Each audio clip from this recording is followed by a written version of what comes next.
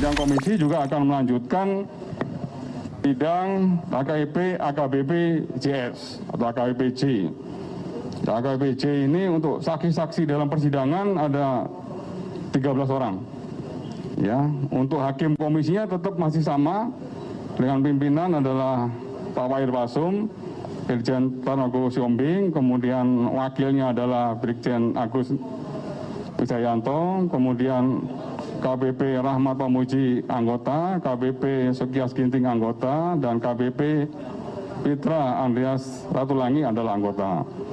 13 saksi tersebut yang nanti akan dimintain keterangan di dalam proses sidang AKIP AKBP JRS atau J adalah AKBP RRS, Kompol DKZ, AKBP P, Kompol GA, AKBP HS,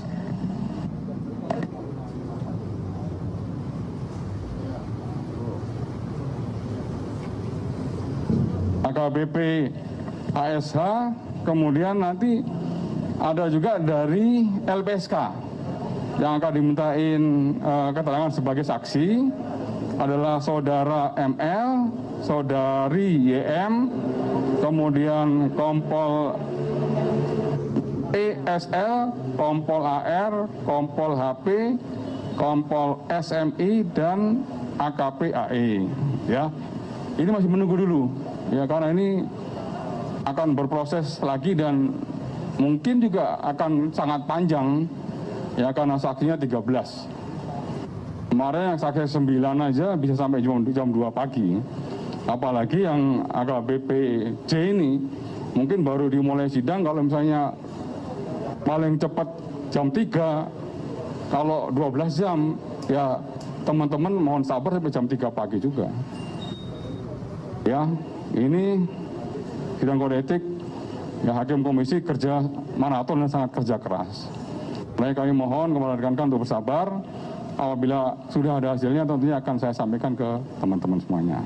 Ya, oke, itu dulu teman-teman. Apa? BPJS ini apakah dia terkait laporan juga atau apa di etika? Apa?